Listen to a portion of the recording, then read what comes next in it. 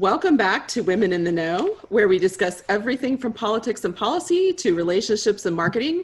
We discuss franchise growth. We discuss difficulties between franchisees and franchisors, and anything to do with life in general. How are you, Rebecca? I'm fabulous. I tell you what, we just came off of that conversation with Meg Roberts, Yes. and I am so jazzed about that conversation that I don't know what to do with this energy.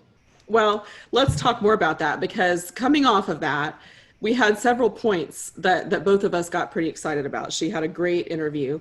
And what was the biggest takeaway that you had from her interview? As you pointed out, there were so many that we're just taking notes, copious notes. But I think the thing that was kind of hit a home run for me was this idea of theming.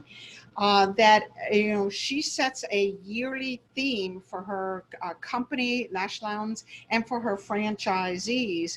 And then within that theme, she has sort of, this is how we're going to get there. So her theme right now is this idea of roar.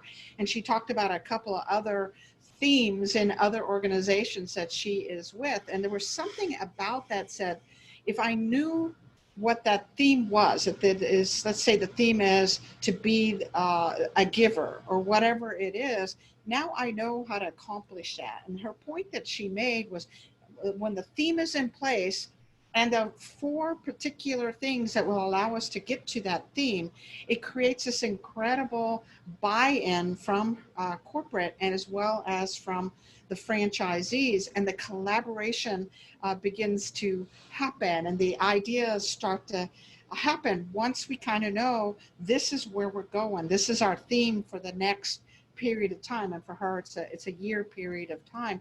But I got so excited about that because imagine that if our theme this year is I'm going to be healthy, then you know where your focus and your time, money, and energy is going to go, and others can come around whatever that particular goal was. But that was my boom, boom, boom kind of thing that she said. I loved it. And did you catch the acronym, what it stood for? No, I missed it. Reopening and Rising. Ooh. ROAR. Roar. I love it. And it comes together. And so it's a, to me, I like a theme that is multi-leveled.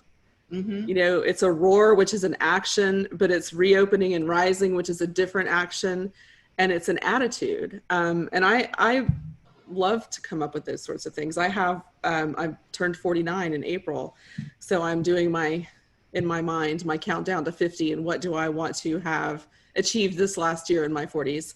And I was watching or listened to a podcast with Goldie Hawn's Kate Hudson. And she called her, the interviewer, I think it was Oprah, said, "Is your mom really as happy and joyful as she seems?" And Kate Hudson said, "She is a tornado of joy."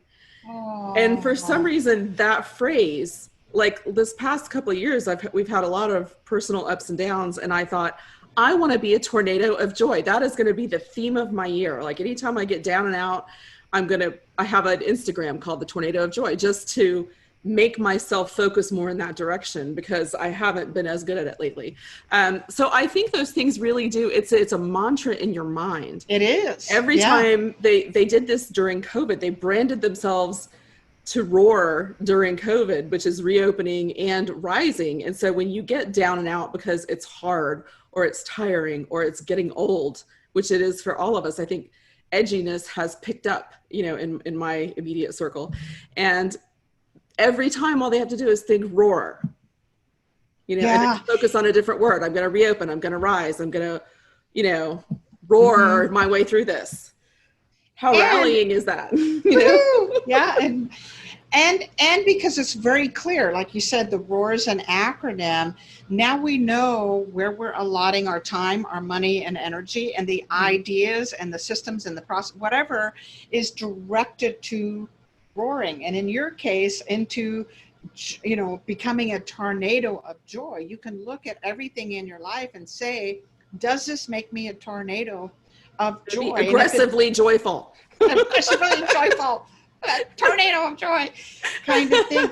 So I'm going to adopt this mantra. My best friend and I actually tried to find a single word that we wished described us, right?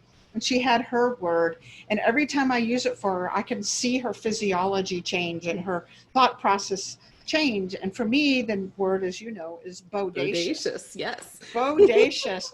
And if my goal, my theme for my life is to be bodacious, I'm going to act differently than I want to make a lot of money, right? Mm-hmm.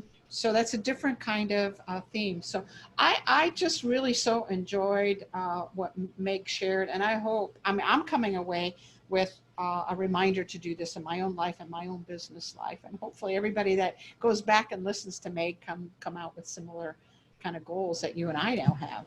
Absolutely. And you do tend to forget, especially like I'm the only one who wants to be a tornado of joy. And so sometimes I forget that I need to be doing that. And my son made me a graphic that's like this colorful, like joyful looking tornado. It's kind of funny. So it is nice to have someone like Meg remind you to get back, because it comes down to a core value, really. It does. Who are you? What do you want to be individually, as a company, as a leader? So I thought she was one of my faves so far. Me too. I just had such a great time. Okay, so I'm going to hold you as my business partner to your theme of becoming a tornado of joy. And I'm going to ask you to hold me to my theme of becoming bodacious. Absolutely. It's a deal. It's a deal. All right. So check back in at the end of the year, right? I'm going to check in every week with you, girl. Well, that's even better. Are you being joyful? So we do have to wrap up this session of Women in the Know. Hopefully you walked away with some powerful things if you were listening in. I know Elizabeth and I did.